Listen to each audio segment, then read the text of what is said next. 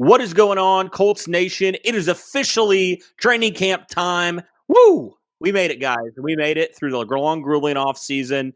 We are finally here. Football is back. And, guys, with that, we are going to look at 8 players that we feel like need to have strong training camps. Last year, guys, we did 5 players. We felt like there was a couple more players we wanted to talk about today. So you're welcome in advance. We get more conversation, more content out just for you guys, because we love you guys. So the first guy here in the defensive line room, and it's a guy that really has struggled a lot, Derek, and that's Ben Banogu.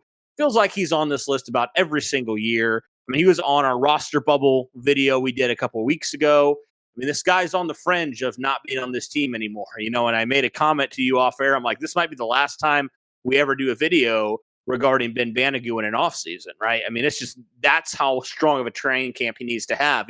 Kind of similar to the Tyquan Lewis, how he really started to perform a couple off seasons ago in training camp. It started there. He really put in the work, and now he's a key rotational piece to that defensive line. So with Ben Banogu, it's really like do or die for him, like especially with the Colts, like he has this last opportunity in training camp. And honestly, I think a lot of us are shocked he's still even on the roster after virtually doing nothing the last 2 seasons.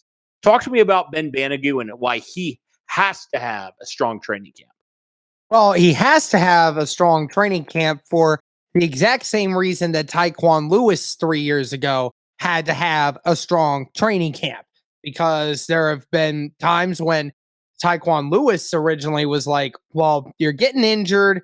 You're not as doing as much productive wise as we wish that you would be. And, there were times when you could have played, but we just didn't think you were ready.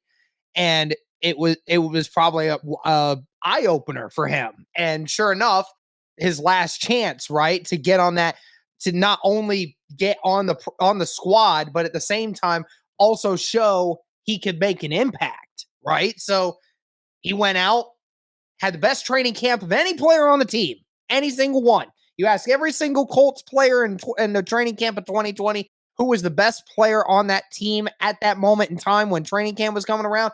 Tyquan Lewis was the one that was doing it. And that's impressive. And that's how you show your bosses that I'm ready to do this. I am here. I am ready to go. And Ben Banogu, I mean, he's in it for a completely different reason than what Tyquan Lewis was for. Tyquan Lewis had a few issues, but very little had to do with the fact of, his willingness to put it on the football field, right? And that's what we're in this situation now when it comes to Ben Banogu. Ever since his rookie year, people have been talking about how he just doesn't seem to want to put it on the field the same way he did when he first got here. So this is your situation where you have to take a long, good look in the mirror and you tell yourself, do I want to commit to this game, or do I just want to remain a rotational piece for the rest of my career and never get a shot with anyone? Because the next time when I get cut and a team tries to acquire me, or I try to be acquired by a team and they ask me, well, why did you get cut? Well, I just didn't practice hard enough. Yeah, good luck trying to get another team to take you when they hear that you didn't practice hard enough, even in the easy stuff like training camp, right? So it really does come down to, does he do something with it? And, we saw even in last training camp that Ben Banogu was, completely destroying the backup offensive lines, right? We talked about it all off season, Cody, talking about how Sam Tevy and Julian Davenport were getting lit up by Ben Banogu. And we thought, oh, like Ben Banogu, maybe Ben Banogu's got something going here, I mean, I know it's the backups, but, if he's dominating these backups, maybe there's something here to Ben Banogu, but it just turned out to not be the case. So, he needs to come out with a different attitude and a different understanding that if he doesn't put it all together all year long, then this might be his last season as an Indianapolis Colt. The sad part with Banogu is the talent's not in question. The position of need is not in question, because the Leo position behind Yannick Ngakoue is wide open, right? It seems like it would be such an easy fit for him to go right into that position, be that key backup. But Yeah, right. He hasn't proven that he can be trusted or even deserves a roster spot, honestly. And he can have his, he can do all that work against those backup tackles all he wants all day long. At the end of the day, if it's not translating to the field, who cares what you do in practice, So Ben Banogu, last opportunity for him, or else, frankly, he's just going to go down as another pass rush bust, unfortunately, for Chris Ballard and company. And it's really unfortunate because, you drafted so many guys so high, Banogu included, and it just hasn't panned out for you the way that you hoped, and it's a shame because Banogu showed some flashes in his rookie season where you're like, okay, get this guy, a couple more years in the system. He's going to turn out to be a nice player for you, and you're right that, I think it was just the will. Like, people even last offseason were like, does this dude even want to like play? Like, does he even he just seemed very like unwilling to, I don't know the term, like unwilling to look at the past and ask himself the question, why have I not been playing? And he more wanted to look forward, which I get that in part, but also like the best way to move forward is to correct your mistakes, correct the things that you're doing. And we thought, okay, maybe he's going to do that. He said last offseason, I'm going to get a fresh start. Like I'm just looking forward. Nothing changed for him. Absolutely nothing. So at this point, it's like you got to go all out and you got to prove that you want to be a part of this team. But like, if you don't, like, honestly, no skin off our back anymore. Like, doesn't matter anymore. Like, I don't even count Ben Banogu as a part of the team anymore, honestly, because he has not proven anything. He has not proven anything. I don't care how high he was drafted. Like, it doesn't matter. If he's getting beat out by, later round picks or undrafted guys, like, that's a problem, man. That's a problem. And you know what? If he doesn't want to play, then he can hang it up, man. Like, but ultimately he has to make that decision. I can go up here, I can ramble like I just did until I'm blue in the face, but until something gets in his head and he makes the conscious decision he wants to play, like, we can't do anything for him, and he may not be a Colt very much longer. And it's really tragic, honestly, because he does have a lot of talent. He is athletically gifted. He does fit this system extremely well. Absolutely. I'm sorry. I'm just really rambling. It's just it's all right. It's all right. Story. We get it. It's all just sad. It. Like, it's honestly like on par almost with me, like the Quincy Wilson thing, where it's like the talent is there. The talent is there. It's just like the up here. There's some work to do. Like for Quincy it was a little bit different, but like, you know what I mean? Like, it's just those kind of players that just bothers me. That just is so unfortunate when that does happen. So all that to say, one more time, one more chance, one more opportunity. And if Ben Banogu can take advantage, I would love to have him on this team if he can figure it out. So hopefully he does. Anyway, I'm done rambling. We've talked 8 minutes about Ben Banogu. Let's move forward.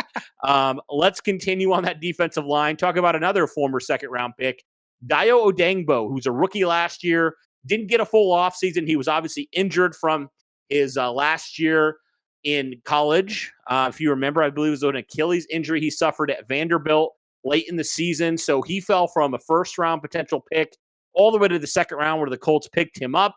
And he came back like halfway through the season, but it was clear he wasn't 100% himself. But now he gets a full offseason, a full opportunity.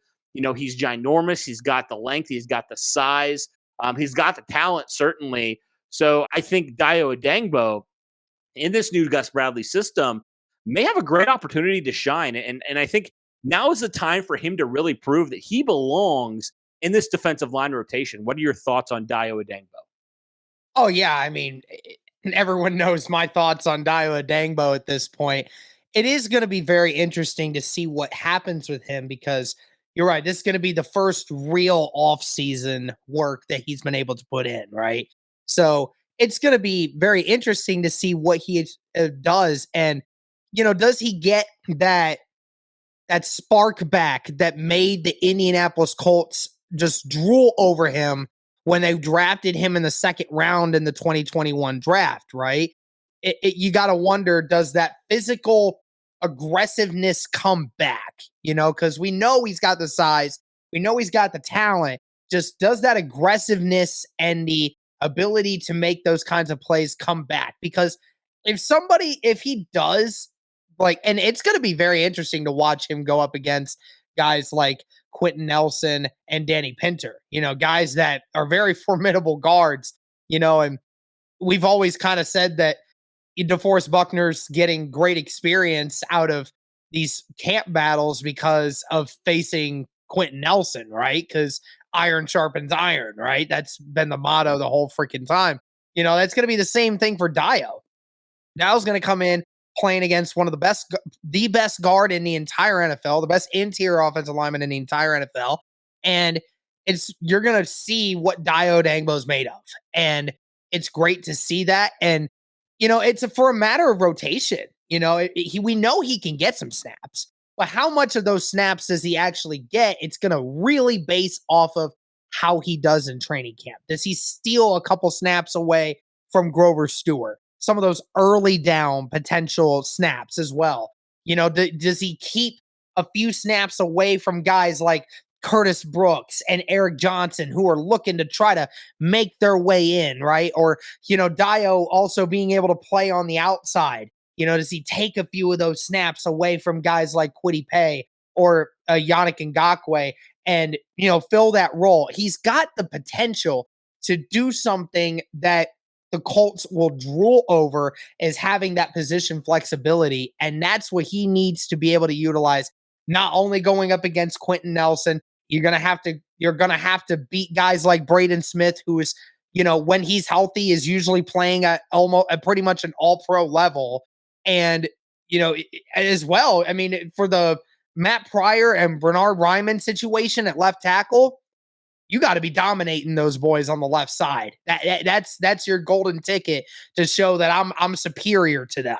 That's going to be the important part. It's just Dayo winning those freaking battles, man. And if he does, then it's going to get me so excited to see what this defensive line does all year. It's a crowded defensive line room, so he's going to have to earn those snaps.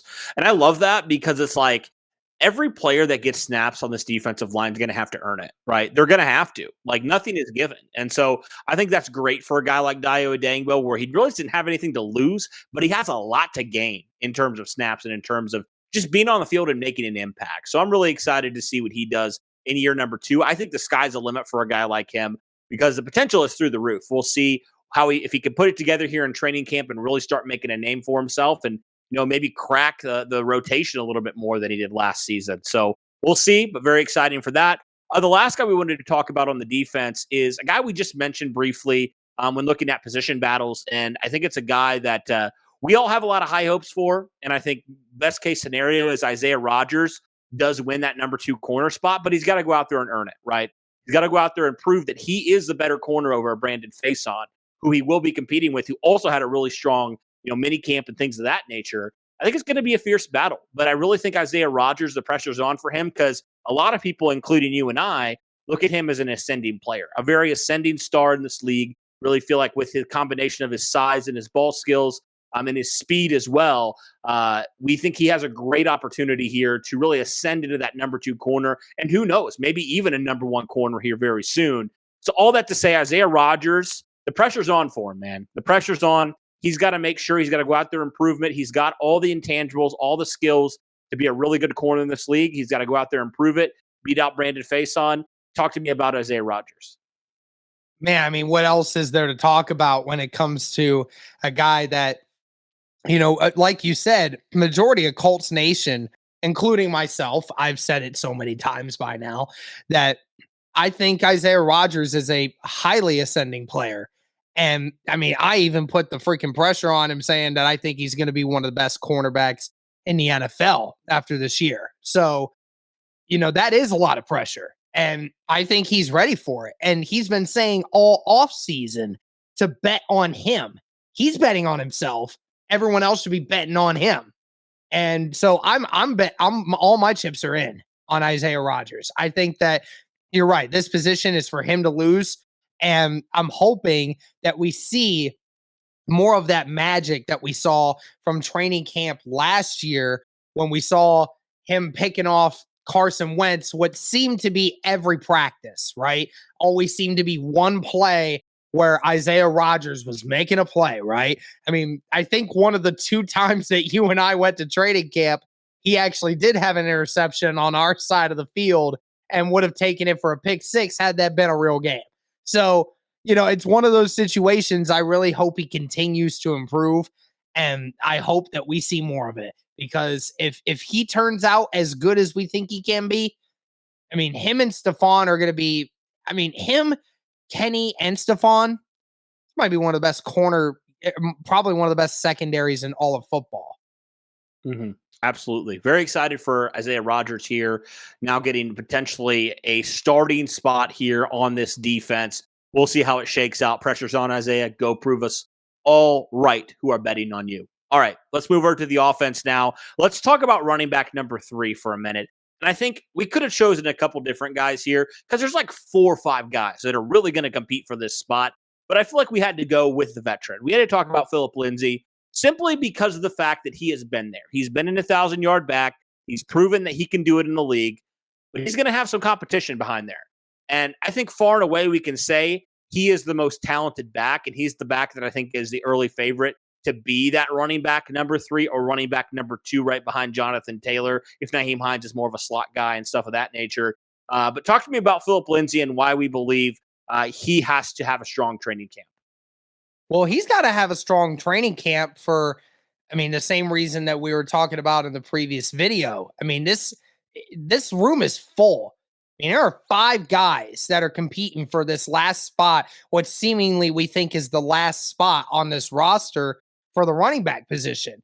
And, you know, as much as I love Philip Lindsay, and I think that Philip Lindsay can be the number 3 running back on this team, he's not going to be able to take it lying down. I mean, there are a bunch of guys here that can definitely take it over if he's not careful, right? You're talking about Tyson Williams, who played for the Ravens, and Deion Jackson, who was on the team last year, that's looking to potentially, you know, make an impact by staying on and showing what he can do, right?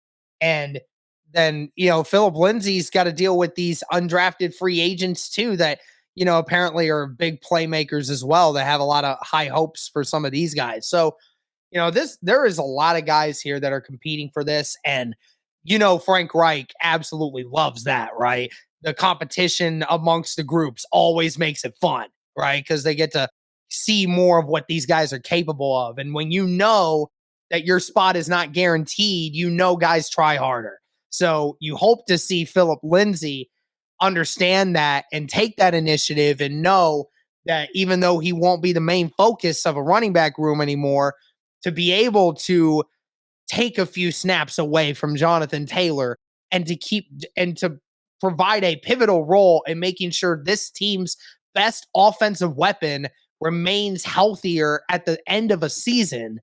That is a very big responsibility. And you hope that Philip Lindsay and these other guys understand that position and they do everything they can to make sure that they can do what they can. And I mean, if the third running back on your team is Philip Lindsay, then I mean, that would be very impressive for this Colts running back room.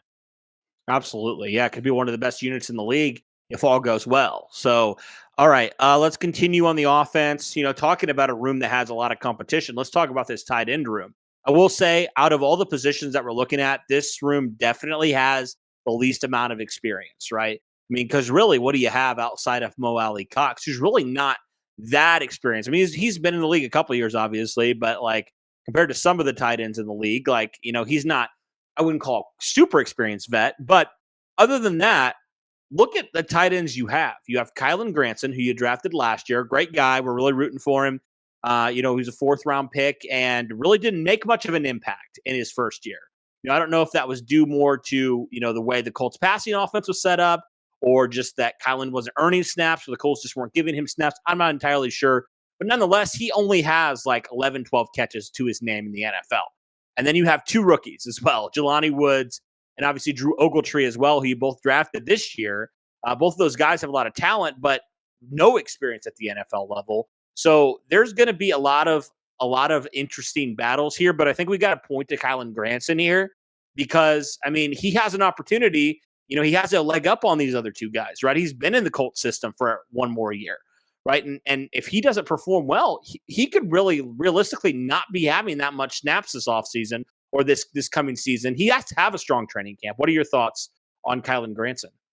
Well, I know when you and I talked with him a few weeks back, We asked him how he would be approaching this offseason differently versus what he did the first time around.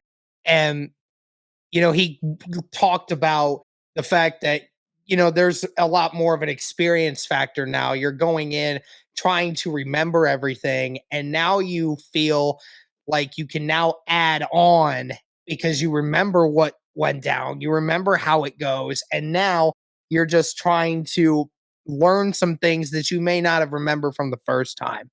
And I think another thing here, Cody, to be completely honest with you, that might help give Granson a advantage over you talked about it, the other two rookies that we drafted. The way the season ended, we asked him about that. We asked him right off the top. We asked him how did that feel? Having that season end the way it did. Because it couldn't have felt good. And he said, yeah, it provided all those guys with an extra incentive and a sort of fire in a way to make sure that never happens again. Jelani Woods and Drew Ogletree are not going to understand that feeling. They can't. They weren't in the locker room when that happened. Kylan Granson does. Kylan Granson and Mo Alley Cox understand that feeling. So Kylan has an extra motivation to go out there and play even harder, knowing that his spot is in jeopardy and knowing that this team needs to step up in a major way. So that could be an important role for him, not only in training camp, but throughout all of the season, right? So it is going to be a very important thing for him to be able to grab that and be able to understand that he needs to use that as fuel. Because you and I talked about it in the other video. Jelani Woods, that dude's a play just waiting to happen, right? Somebody that big, that size, that fast shouldn't just not be in the NFL.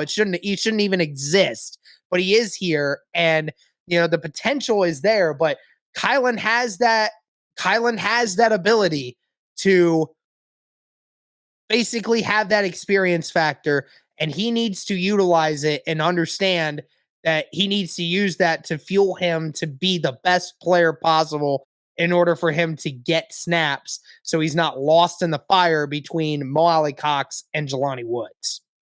Yep. All right, let's stick with some weapons here. Let's talk about wide receiver real fast. Now, there's a number of names we could have listed, but I think the guy we have to talk about out of all these guys is Desmond Patman, because I think he's kind of been, if you were to ask us, like, who are some of the last guys, making the Colts roster at the wide receiver position, a lot of us would say Desmond Patman's in there somewhere, right? And I know there's been some rumors. I don't know how true they are, but it seems like there's been, some people have said the Colts are interested in potentially signing a veteran wide receiver. I personally feel like they're going to wait it out and see how, some of these young guys look. But for that very reason, a guy like Desmond Patman really needs to have a strong camp so the Colts feel confident and they don't feel like they have to go out and sign a veteran out there, So I think you could throw out a lot of these young wide receivers. I just picked Desmond Patman just because of that reason. But what are your thoughts on Desmond Patman and just all these young wide receivers the Colts have? Yeah, it's definitely a weird transition for some of these guys. You're in a situation now where who your top 3, probably your top 4 wide receivers are at this point, but it really does come down to, Des Patman and Mike Strawn, who obviously is not going to start training camp on the right foot.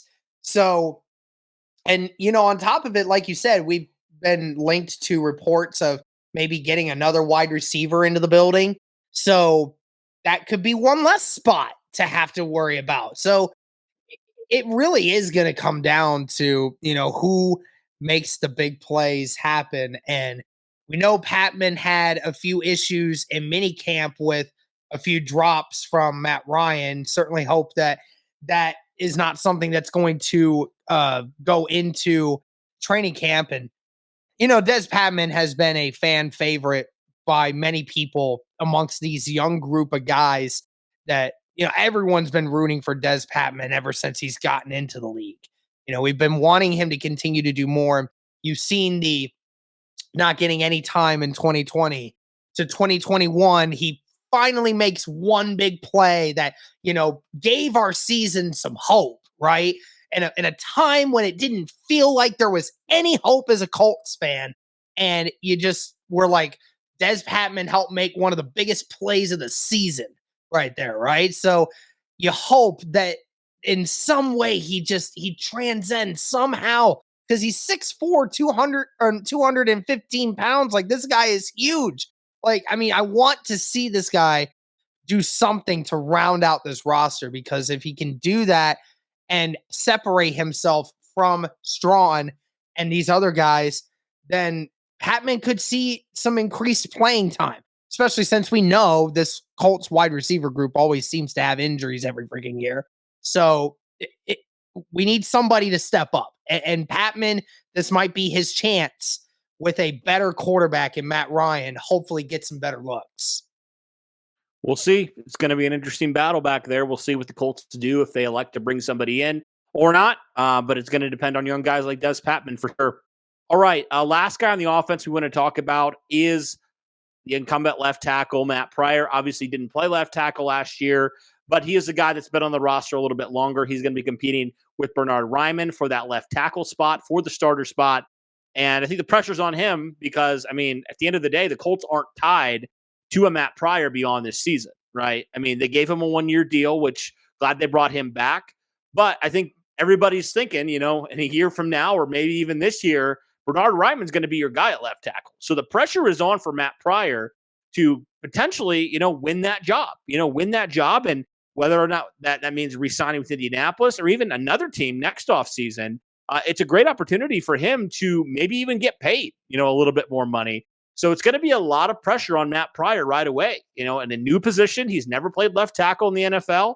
Can he potentially, beat out Bernhard Raimann this offseason, or potentially beat out Bernhard Raimann during training camp, because the pressure is going to be on him? Talk to me about it.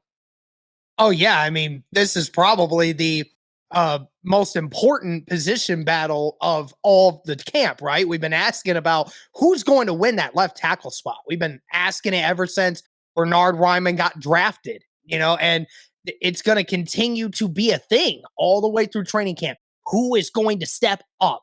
Because last season, the Colts offensive line struggled. A lot of that had to do with injuries and the left tackle position. Eric Fisher was god-awful last season, and you hope that whoever you put at left tackle this offseason is going to be better than that. And it's kind of hard not to be that when Fisher set the bar that low. So it really is going to come down to it, because you said it. I mean, everyone expects Raimann to be the future, right? Well, if Raimann's going to be the future, you got to take advantage of the present, and Reich and Ballard have given you the opportunity. They said, you're going to be the starter to start, and, it's your position to lose at this point. And if he messes up, if he doesn't perform like what we saw in 2021, then it sounds like Raimann could definitely take that spot. So he has somebody breathing down his neck, and that's a little different than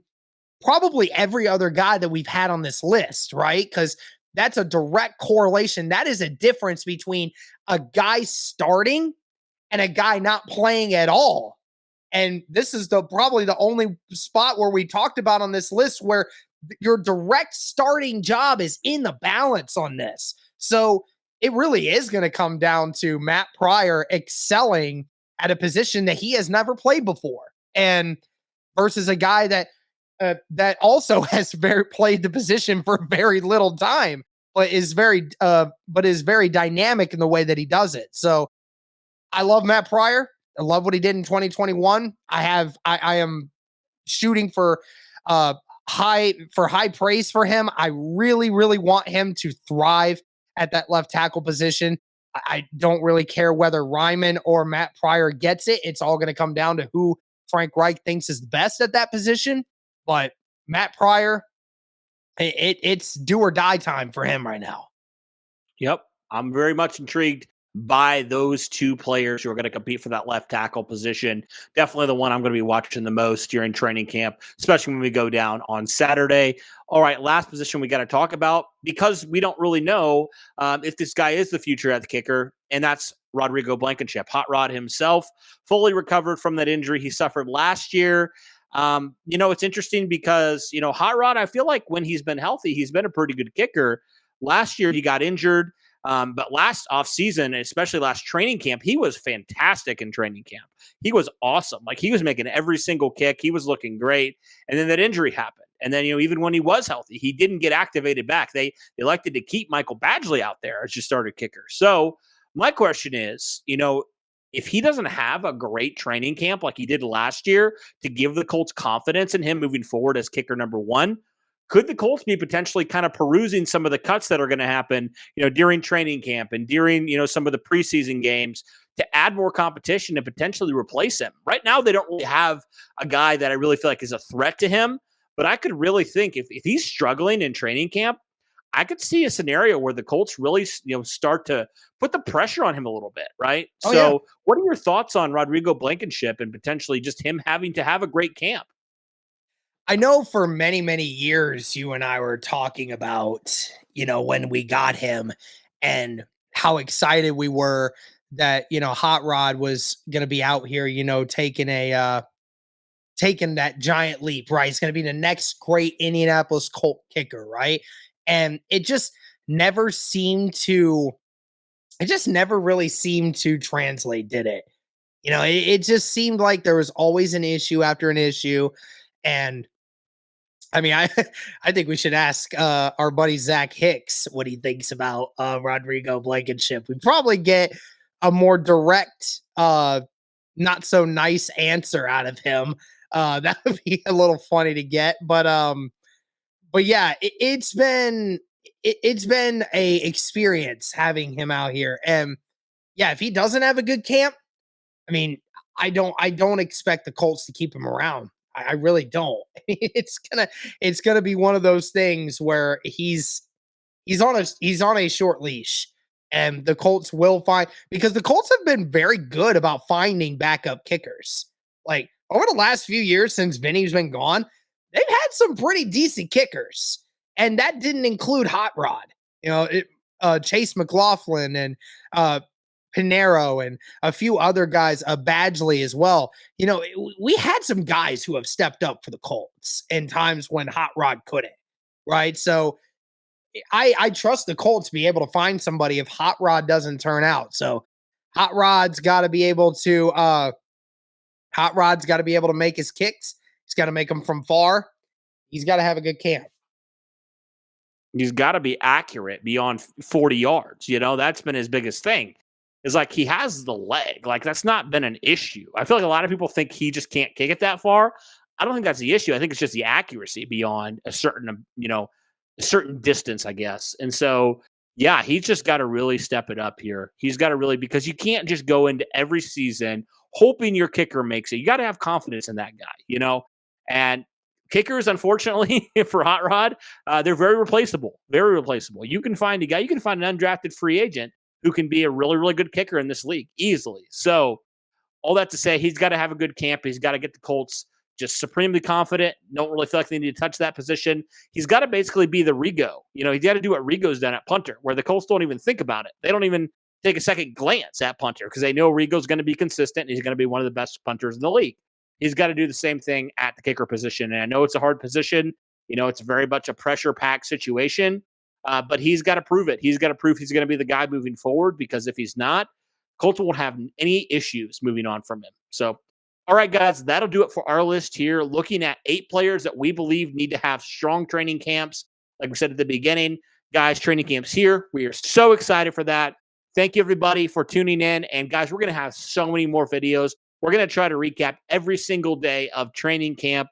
So keep it here. We're almost at 12,000 subscribers. We're a little over 100 until we reach that 12K mark. So if you're still watching this video and you haven't yet hit subscribe, be sure to do that. Be sure to hit the like button on this video as well so we can push it out to more Colts fans just like you. Thank you guys so much for tuning in. And as always, guys, go Colts.